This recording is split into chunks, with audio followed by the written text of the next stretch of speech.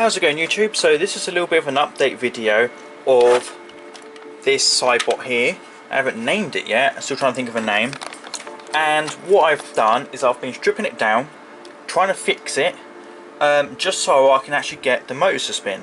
And just the motors go from bare basics. Now you can see all the circuitry has been taken out. In fact, I can show that now. So we can see big box of stuff. It's missing standoffs, it's missing all sorts, as well as sensors and body panels. Obviously this is as much of the robot I've got. This is the new prototype battery case, but because I have to make some sort of adapter cable up, I am just using a standard battery case. The one actually came with it actually.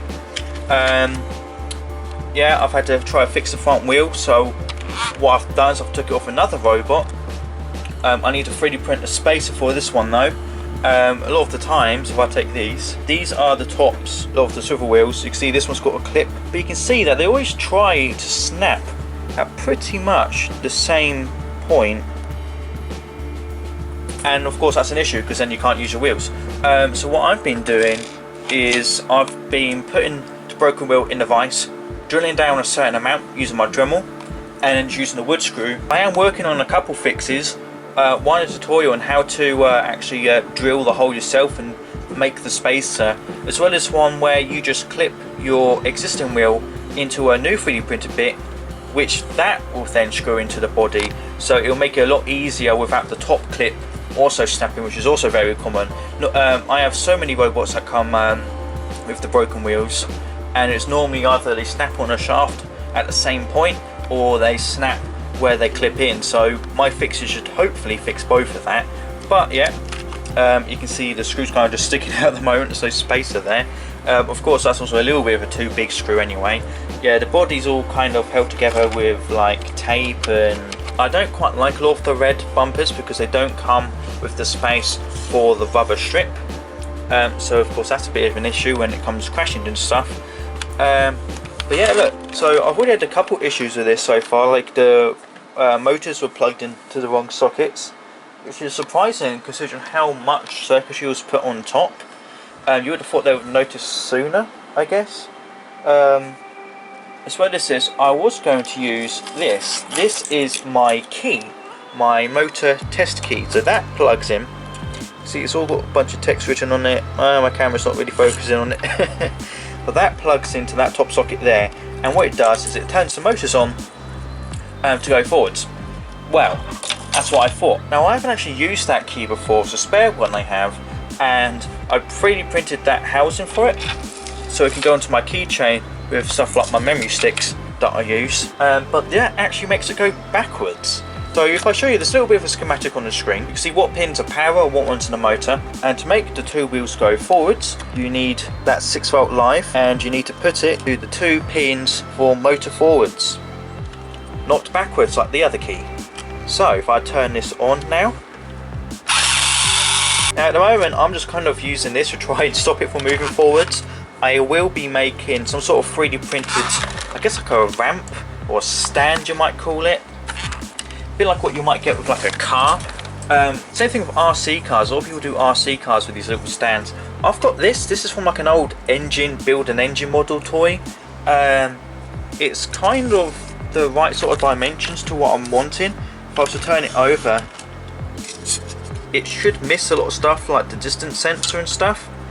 So I need to kind of like maybe 3D print something to go into that, like a couple bars. Maybe this one a bit of a loop in case the line following sensor does kind of get in the way. Anyway, that shows this works. Oh, battery fell out. That's kind of why I wanted to build this with the drone battery. I actually trying to find these battery cases. I had 2 battery cases completely covered in, well, melted battery acid, and you know it's kind of annoying to try and take batteries out of remotes and stuff to power these things. I just wanted a simple solution. You put it in, you can charge it up. You just have one little lead that plugs into your computer to charge your robot up, and there we go. Now how would I be doing that? Well, if you can look at this, they use these little connectors. Problem is that I'm going to have to try and find some of those connectors, or get them from super crusty battery cases that are beyond repair. As well as this, I've been looking at some other potential ideas, because this is 7.4 volts, not 6 volts. So possibly a new one of these, or see if I can adapt this, or even just use this. But in the later issues of the magazine, this kind of sits up here, and then you plug in stuff like your charging port. Well, it's not quite a charging port, it's mainly there to keep constant power while you're programming, so you don't have to worry about your batteries running out and stuff. But something like that with a regulator might be useful. As well as that, if I quickly get this, in another one of the later magazines, can't remember exactly what issue, but this is like a little protection circuit. It goes in between this little motor driver board here.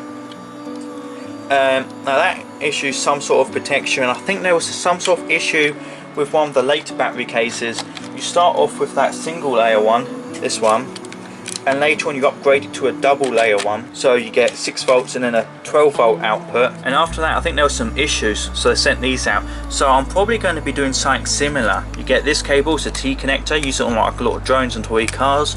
That goes to something kind of similar to this maybe, and then just plugs into, well, it'll plug into your sides for the switches. I need to do a bit of a deep dive in the schematics to see what boards use the 12 volts and for what, because of course 7.2 volt battery won't be able to handle a lot of that. I'm already going to be adding another plate on top of this for a more modern Arduino motor controller that really makes these things do wheelies, especially when you give these motors a little bit higher voltage. Of course not too much to damage them, but at some point I will be making an Arduino Uno plate that sits here.